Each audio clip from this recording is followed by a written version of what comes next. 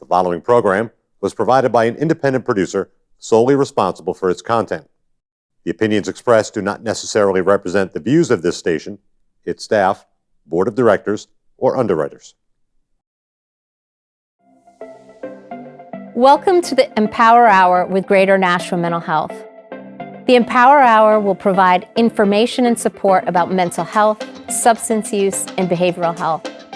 Our goal is to share inspiring stories about transforming lives, to strike down stigma, and to encourage our community to reach out and get help when needed. Mental health is part of all of our lives. It's time we talk about it. I'm Dr. Cynthia Whitaker, President and CEO of Greater Nashua Mental Health, and it's time to get empowered. Welcome to the Empower Hour with Greater Nashua Mental Health. I'm Cynthia Whitaker, the President and CEO of Greater Nashua Mental Health. And today with me, I have Sheila Considine Sweeney, who is our Director of Integrated Care. So we'll be talking about the importance of whole person healthcare, mental health, physical health, substance use disorders, spiritual health, all that means today. And so I'm very pleased and honored to introduce you to Sheila, who's with me today. Welcome. Thank you. I'm very excited about being here today and you giving me the opportunity to talk about something that I love to talk about. Well, then let's start with you talking about what you love to talk about. So why don't you introduce yourself to those that are watching? So who you are, what your role is at Greater Nashua Mental Health, and kind of what excites you about that. Sure. Well, my name is Sheila Considine Sweeney. I know it's a bit of a mouthful, and I am the Director of Integrated Care. I have been with Greater Nashua for, already over 2 years. And what do I love about integrated care? I love that finally we're joined together to treat the whole person and no longer, or moving away from siloed care. As someone who's worked in the field for a really long time, I was always frustrated that my clients would have to see so many different providers in so many different locations. And as one of their providers, I would spend so much time trying to get someone to talk to me about how I could best meet the needs of my client. And all I wanted was someone to invite me to the table so that we could work together in the moment. So when the opportunity arose to come to Greater Nashua, I was like, I have to get this job. I'm going to do what I need to do because this is where I belong. Finally doing what I believe needs to happen. So thank you for that. And here I am. Welcome. So excited that you joined our team. It's funny, you just took that answer in a little bit of a different twist because I think sometimes when people talk about integrated care, they focus very much on the person or the client getting the care. But you really also just mentioned the team. Yes. And so that the team being siloed impacts the care that the client gets. So what does it look like, or what's the impact of having a team that's more collaborated? I think it can be life-changing for the client. And it allows us as professionals to do what we do best and meet the needs of the client and help the client achieve their goals. And so when I talk about a team, I talk about a multidisciplinary approach to care, allowing doctors and case managers and nurses and functional support specialists to join together to, and I should say the other medical providers to meet the needs of the client.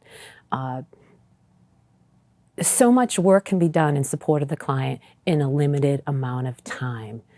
It's effective, it's efficient, and it's respectful of the client. So I'm envisioning what we call huddles, right? Yes. So, it's a day, people come together, people are seen by their physical health practitioner, but at the end of the day, there's a huddle and all their mental health practitioners are right there along, and maybe a substance use disorder practitioner as well, right? I mean, yes, actually, huddle's happening about an hour from now, where we have our psychiatrist, we have our physical health provider, we have our nurse, our medical assistant, myself, another project manager, case manager, getting together and talking about each client that's seen at our integrated health clinic during the session today, where they're at, what's going on, what needs follow-up, what are the concerns other team members have.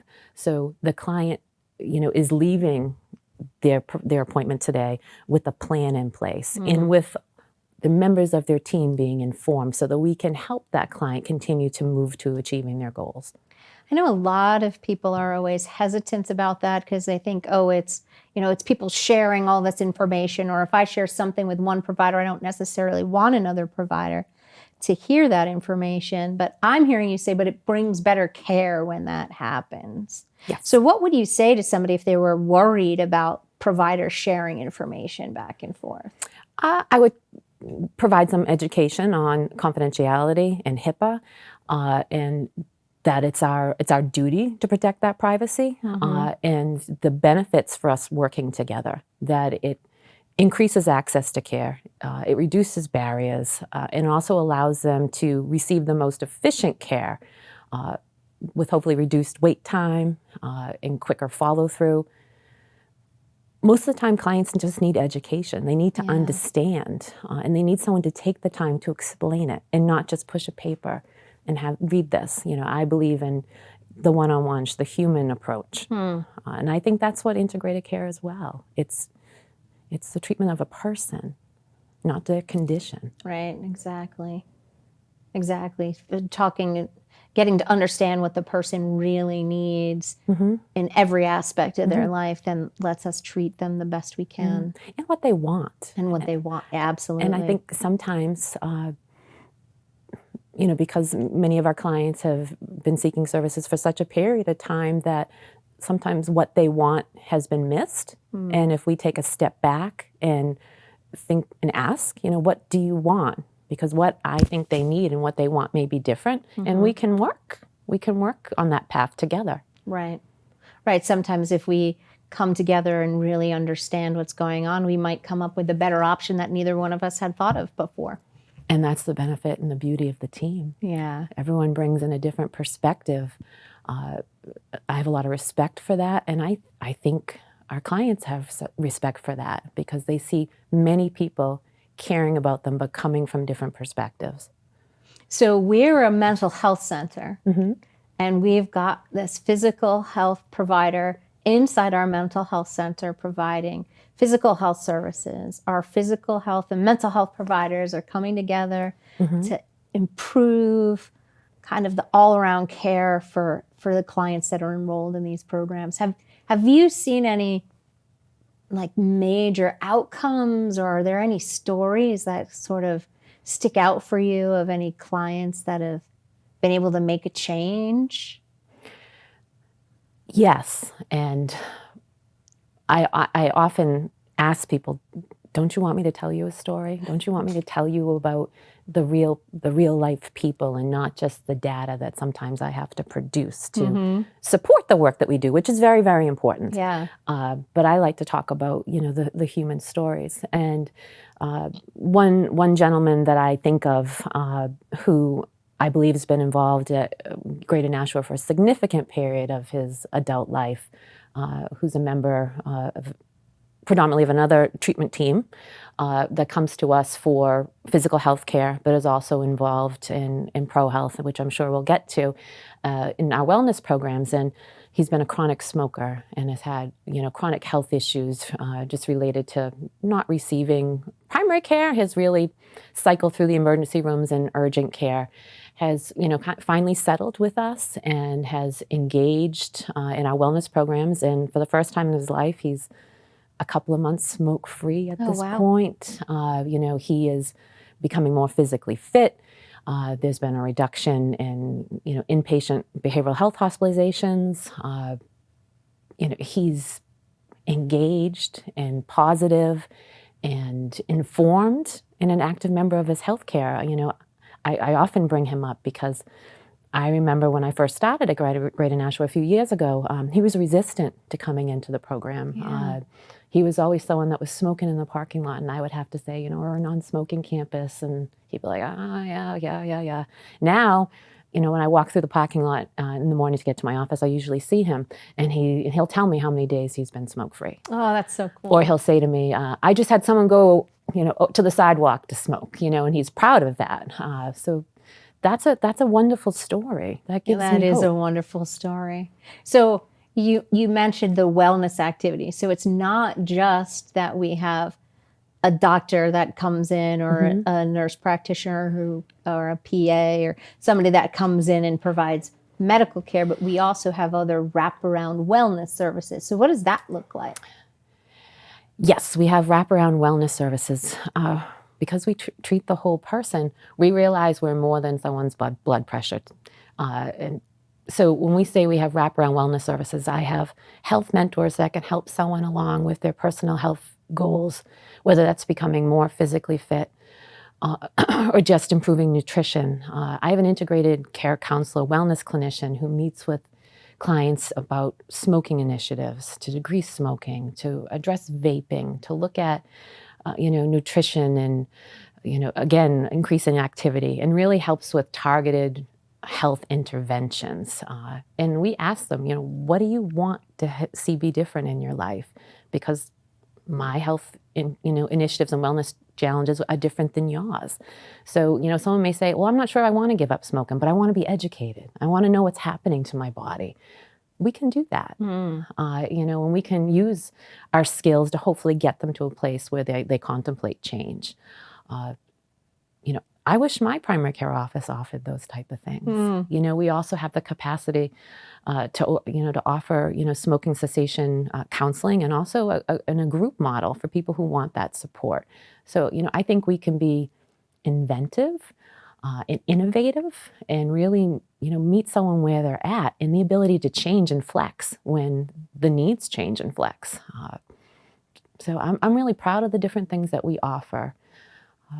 Our health mentor program, it's basically having a personal trainer and advocate by your side to help you, even when you don't want to exercise. Some days, they go and they see a client, and that client doesn't want to exercise. Okay, so let's talk about why you don't, and let's talk about what we can do next time, or, let's go to the grocery store instead and take a look at things, or let's look in our cabinet and see what we can look for dinner. There's so many different things that we can do. We really try to meet clients in the space that they're at and support them. Tomorrow is a new day. We can do something different. So the interventions are both individual and perhaps in groups, Yes. depending upon what groups are being offered. Mm-hmm. So I heard nutrition, I heard exercise, I heard talking about barriers that get in the way. Yeah, we've offered, because of Zoom and due to the pandemic, we've had to be creative.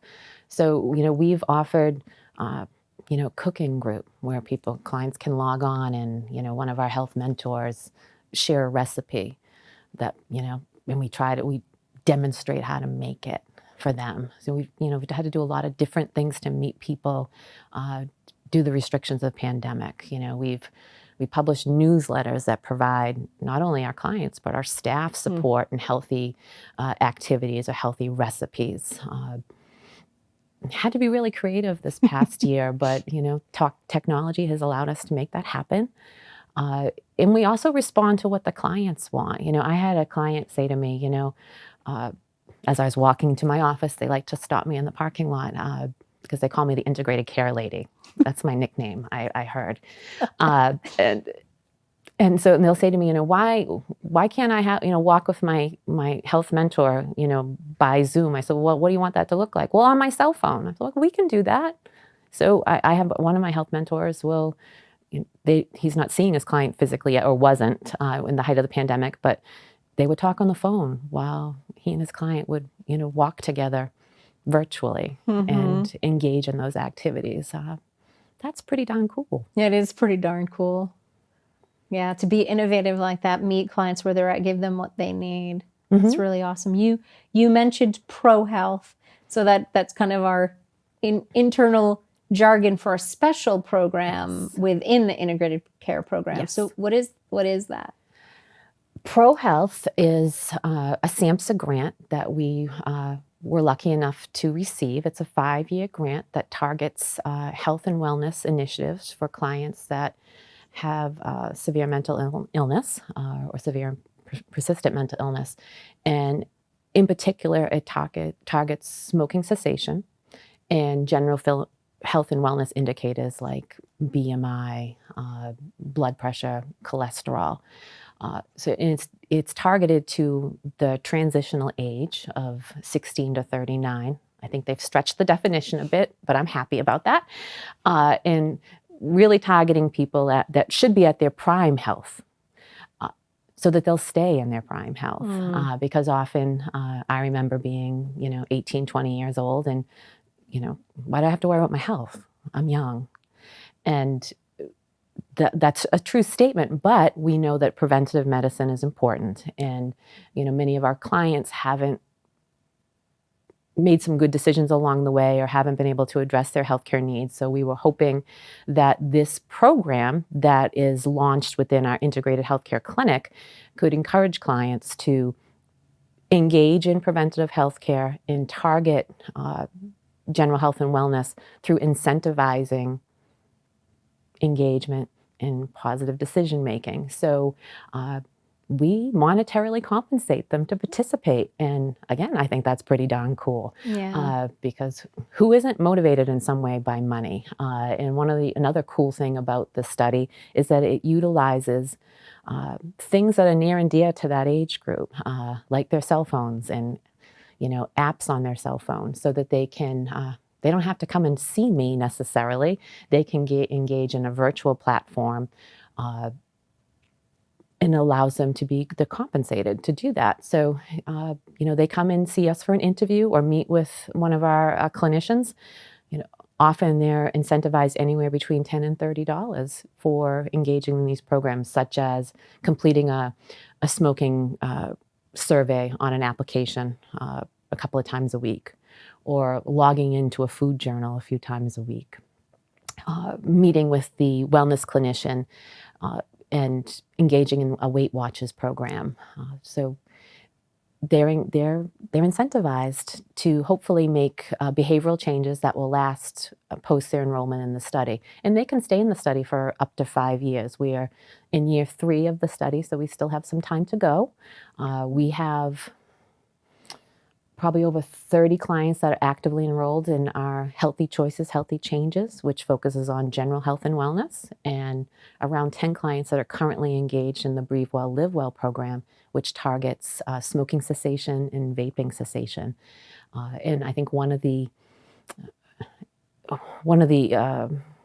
data points that have come out from the study so far is that the majority of our clients really aren't smokers, they're vapors at this point. And we've been able to be innovative with the study and really change curriculum to target vaping. Greater Nashua was the site chosen to actually pilot the vaping curriculum and engage clients in that, and seeing some positive results, like the gentleman I shared earlier about. Yeah, sounds like another way of being innovative. We learned something and then we were able to make a shift. Yes. And provide clients what they needed, rather than saying, oh, we've got this curriculum and now it might not fit you, but here it is. Like, no, we figure out people need something different. So shift in that area. And what I love about the ProHealth program is it's like giving this external motivation to get engaged. And the hope is that, clients then see change, which then helps them build their internal motivation to stay involved and keep going. I agree. And clients that are in the ProHealth program are often involved in other programs at Greater Nashua. And we're able to work collaboratively with the other programs to continue to support that behavior change, in particular with our clients that are enrolled in our substance use disorder services. Nicotine dependence affects many. So, we've been able to really provide support to the SUD department and provide more nicotine education. And we're in the process of piloting soon, hopefully in the next month or so, a 4-week group over in the SUD department for clients that want to learn more about nicotine education and nicotine cessation. So bringing some of the more health and wellness into other parts of the program, because often when people went to traditional or historically, typically substance use disorder or SUD treatment programs would focus on the alcohol or the opioid use and would not bother with also trying to change nicotine or cigarette smoking or addiction. And I love that this integrated way of coming together is, you might not be ready to change, but we should at least be providing that education or, again, it's not just one or the other, but as much as you're ready to engage in, we're ready to provide. I agree, because back in the day, I remember telling clients, nicotine is the least of your problems right now. Let's focus on this bigger problem. And, that was back in the 80s and 90s. And, things have evolved. Yeah. So I'm glad that I can be able to promote and provide these other services that will help someone's overall health. Right. Because even if I help you with one addiction, but you're still using substances that are causing you health problems, the cycle continues. Yes. It reminds me that we might want to talk a little bit just about the substance use disorder services in general too. So as the integrated care director or the integrated care lady, I might start using that, Sheila. You're over not only these health and wellness programs, but you also provide support to our substance use disorder programs to make sure they're not these siloed programs kind of off to the side, but they're really kind of coming into the department. So, what excites you about that, or what would you like to share about what we do that's kind of exciting or different? Or Well, I was very honored when I was asked to oversee the SUD programming over the summer. It was one of the things when I started at Greater Nashua, I would read the brochure for integrated health, and it talked about what is integrated care, and it would say the physical health, behavioral health, and substance use treatment. And I would always think to myself, well, one of these days I'm going to have more than a consult on my team. And, that just, I went along my merry way, continuing to do my work, and then the opportunity came, and it felt like home. It felt like that's where it needed to come under the integrated care umbrella. My background, for a lot of years I worked as a treatment center director. And I know I've already kind of expressed my frustration as that director before, because many of my clients I felt were stigmatized and weren't receiving the quality care that I felt they deserved. And Greater Nashua provides all of this care in under one roof. So I jumped at the chance to be able to do that. And it feels like home. I'm going to use that word again. We provide many services in the SUD department. We have a wonderful coordinator of SUD services as well as a drug court coordinator. So we have two separate programs that are going on. Our community-based SUD department provides individual care, group care, and IOP, intensive outpatient level of care, as well as family support.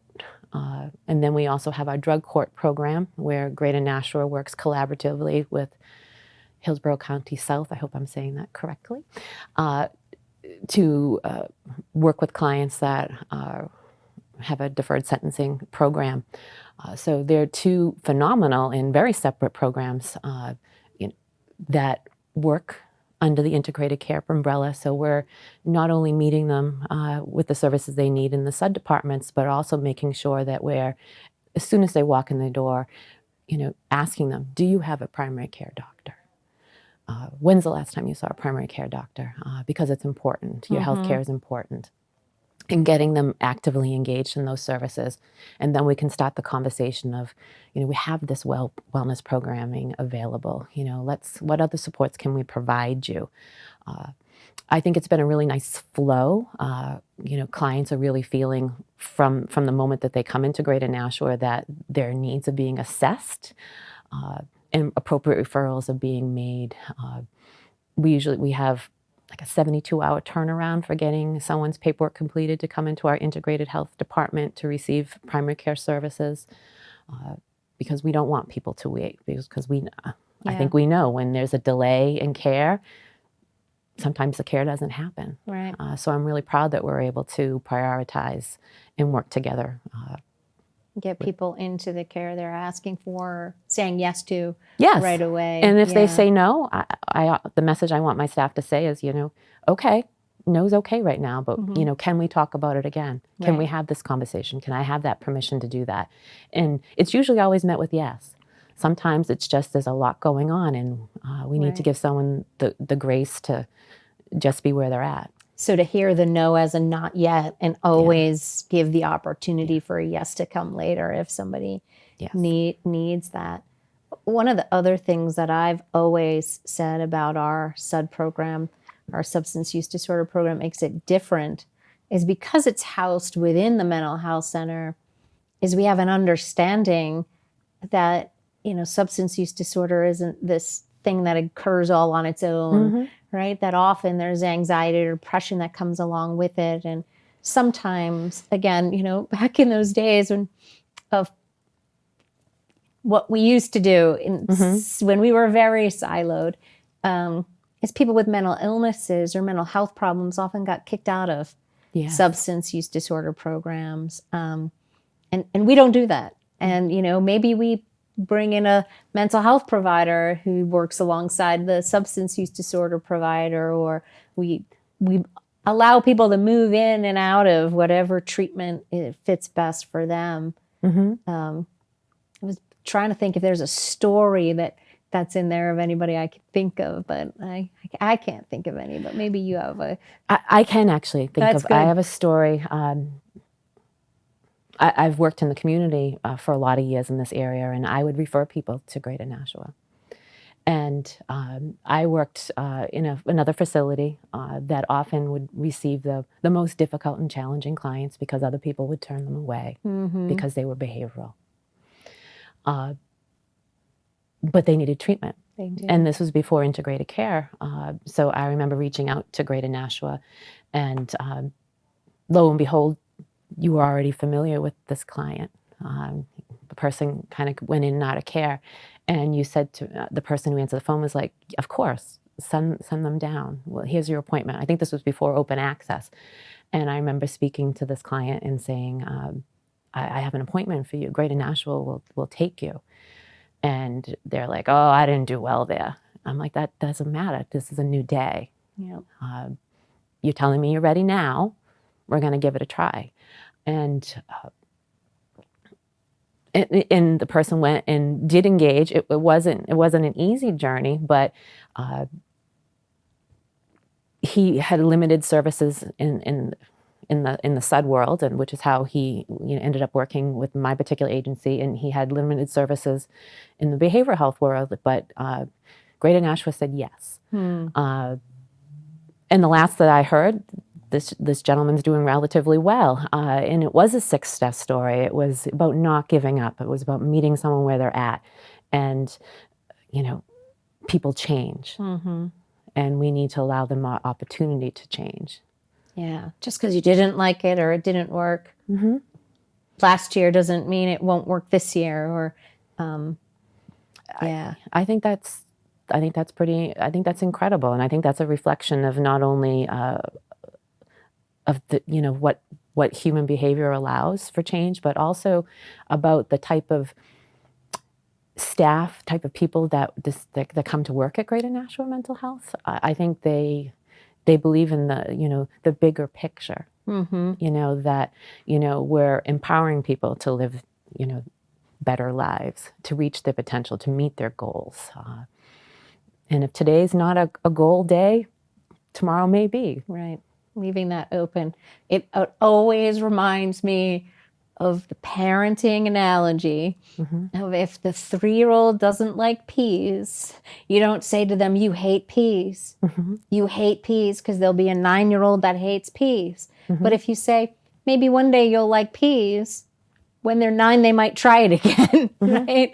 And maybe they'll like peas at the age of 9 or 39 or whatever it might be. That's right. And so I think giving people the grace to change their mind and Mm-hmm. always leaving that open, that, because I think there's a lot of stigma. Like that gentleman you're saying, well, I didn't do well there. Like, and that might have been fear. Could be. Right? Fear, they won't accept me, or fear they'll judge me because I failed before or something. And it's like, yeah, well, it didn't work before, but it doesn't mean it can't work today. Mm-hmm. Yeah. I definitely agree. I had a similar conversation in the Greater Nashville lobby about a year ago, a little bit more than a year ago. I ran into a client who, a few months before wasn't showing up maybe in their best self, the way they were just having a tough time. And they saw me and they stopped and said, integrated care lady, actually, is what they said.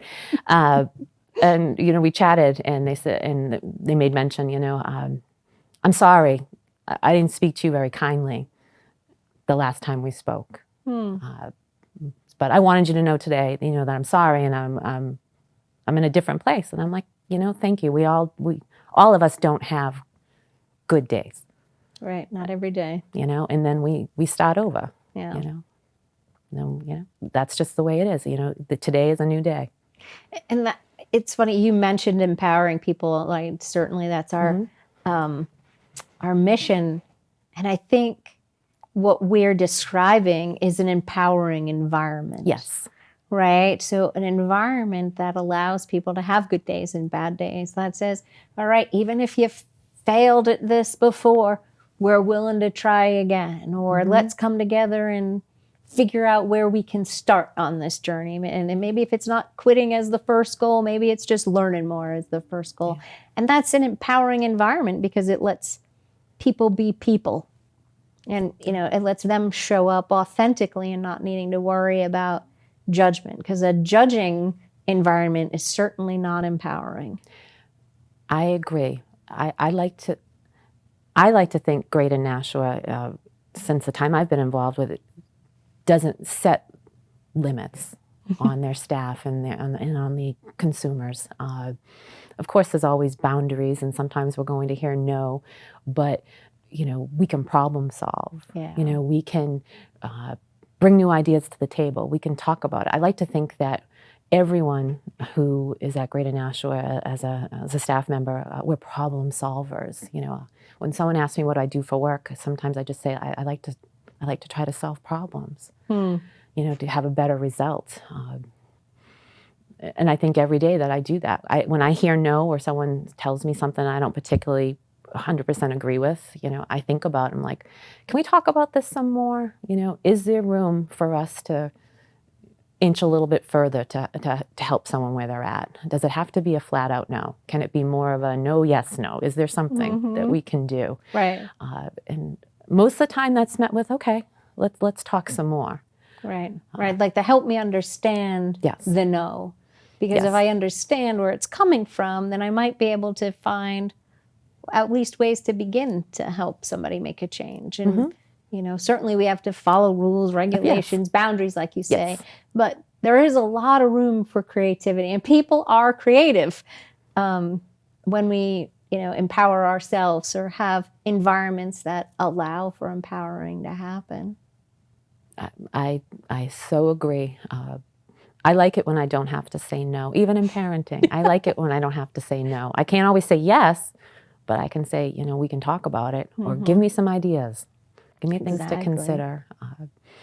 That's, I think, as long as I always have things to consider and I can stay innovative, I can be the advocate for change that I want to be. Yeah. Is there anything we haven't talked about that you have a lot of passion for that we do or that you get to do? Yes. One of the things I love most about my job, which had to be switched up with the pandemic, is being in the community and talking about what we do and why we do it and why I want to be involved. I think that's part of my job, is to talk about what is integrated care and to provide that education, and asking how our collaborators in the community, how we can join together, how can we work together to get closer to the goals of being, having success and healthiness in the community. That's a big part of my job that I enjoy doing. Any opportunity to show up at a table, I will take. I think it's important. So like, you mean like health fairs? Yes, Or like, health fairs, openings at new facilities, being asked to be a part of, of a committee or a board. I say yes to, because I think Public Health Week or recently. recently we hosted Public Health Week. So those are things that I think it's important for us to be involved in. What we're doing is a public health service. Greater Nashua at large, but also in integrated care at small. Being able to provide that health education, that's important to me, and I hope as we're stepping away a bit from the pandemic that there'll be more face-to-face opportunities to talk. Just last week, I was able to be part of a Zoom presentation at St. Joseph's Hospital. They were talking. It was in particular for their pediatric programming, but I was able to talk about the services that we provide, that the 16 and above services at Pro Health and Integrated Care, but also provide some basic information about our child and adolescent programming. Education is power. People need to know what we do, and I think sometimes because we've been around for such a long time, they hear Greater Nashua mental health and they assume it's just mental health services, but many other things fall into that, like our fully functioning, SED programming. Right. Or you made me think about the substance use disorder stuff we have going on for teenagers right now too. Yes. Like a lot of people just assume, oh, there's no services for kids that have substance use disorders, but that's not true. That's actually came up at this meeting I was on last week. They're like, there's not many services in the area, and I'm like, well, that's not true. We have it, and be able to provide that opportunity, and it's just simply lack of information, and people just make connections in their brain about what things mean.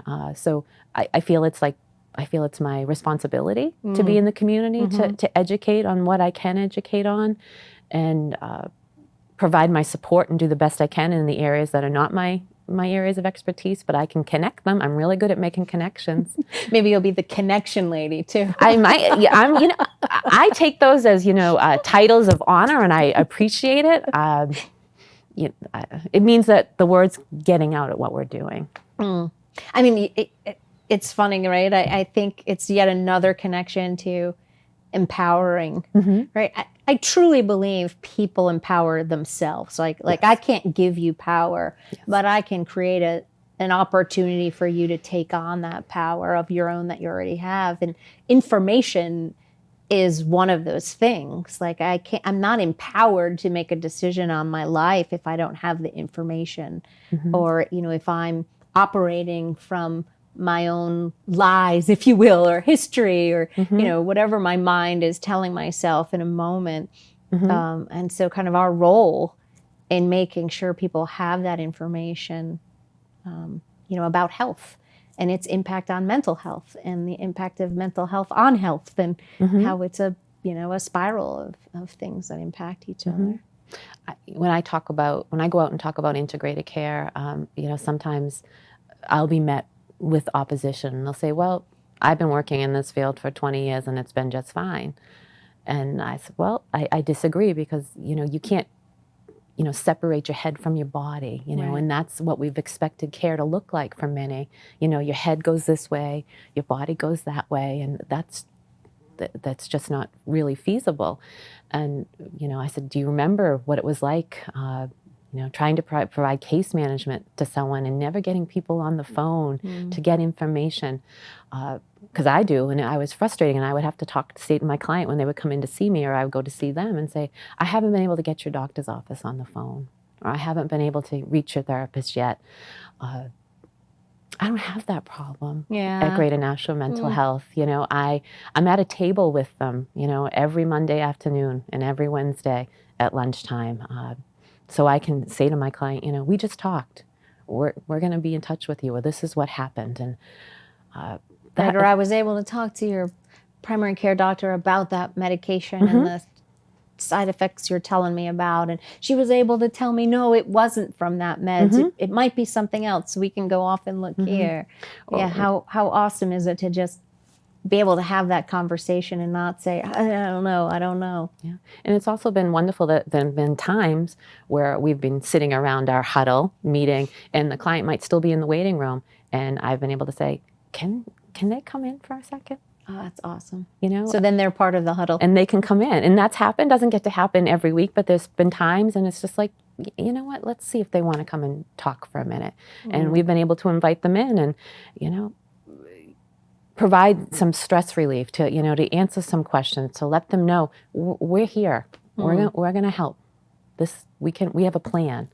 And sometimes that's what people need to hear, that there's a plan. Yeah. And we're going to help you. And I think that's a message at Greater Nashua Mental Health that our clients hear frequently. We're here to help. Right. We're here. We're open. We're here. And we are open, and we've been open. And I think that provides a real sense of security and safety that we haven't gone away. Right. And we're not perfect. No. And we know we want to keep getting better and better and learning more and more and empowering ourselves to be better clinicians and better providers, because things weren't working before, right? People with mental illness were dying 25 years earlier than, you know, their peers. And so we knew we needed to do something different. You felt it when you weren't involved in it. And so how awesome to be able to offer that to people, to be their best self by addressing whatever they need to address whenever they need to address it. And I think we've evolved a lot in just the 2 years that I've been here on the project. You know, we've been able to look at things and say, okay, how can we improve this? Or where do we need to step back? And I like that. It's nothing's in concrete. Yeah. One of my favorite parts of the project was the requirement that we had peer advisors or client advisors. So we had to have a client go through the process to help us figure out where it could be better from their perspective rather than from, you know, maybe our expert perspective, if you will. I loved that about this project.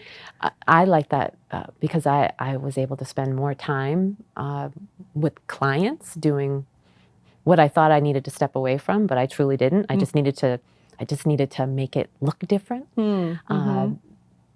So that's been exciting for me. I love being able to say, "What do you think about this?" You know, and they're like, "Well, I don't know. You know better." No, I don't know better. You tell me what you think. I like being able to say that to someone. Yeah, really empowering them to be part of the conversation. And it can be off-putting sometimes if you're a person with that experience that's not used to people hearing and seeing you and asking your opinion. You're like, I don't know, right? But I think the right environment can allow people to step into that. Like, you do know. It just maybe has been a really silent voice, and I'm here to help you make it a little louder voice so that you can speak up for how you want to talk about your mental illness. Some people don't want to have a label. They don't want to have they don't want to be referred to by their diagnosis. And other people say, no, that label has been helpful to me and is important to me. And, you know, other people want to be called patient or client.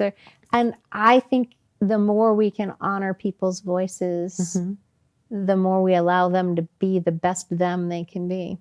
I agree. I don't even realize sometimes when I'm talking that I change. I go from client to consumer to patient because I interact with so many people and try to be aware of what they prefer. That now when I talk, I kind of go down the list because everyone is an individual, and I try to respect that. You know, what means most to them. Yeah, right. What resonates most? What allows them to feel seen, heard, and had that voice? Well, unbelievably, we're like already toward the end of our time together. Isn't that fast? It goes quick, doesn't it? It does. But I do like to end by asking people like their own personal something that they do in their own life that's empowering for you. Because I think our listeners can learn just from hearing different ways people empower themselves to sort of take away and what can they maybe do different in their own life. Two things that are really super important to me. One is exercise. I run at least 5 days a week. I need that for me. And because, I work until, 5, 6 o'clock at night, my kids are a little bit older. And when I get home from work, the first thing I do is change my clothes. And I'm going, my youngest, who's almost 15, will be like, what about dinner? I'm like, you're not going to starve if it's an hour late. You'll be okay. So I have to take that time for me. And she's amazingly alive at 7 p.m. She's okay. So I run, and I talk to clients about that, about the importance of, what physical fitness can do, in all sorts of ways in our life. The second thing that I do that is important to me, and I struggle fitting it in, but I make sure it happens, is I also teach. I think it's important to give back to the community and to young people entering this field or that have a desire to enter this field. So if I can help them along in their journey and provide them not only education, but like real life experience, because I always enjoyed when a professor was able to step away from the textbook and provide like practical, remember when I was working in the field or when I was doing that, I was able to connect with that, and I think it helped me on my journey. So I'm able to do that. I fit it in. I make sure I at least teach one course every semester. So those are two things that empower me, help me empower others in the process.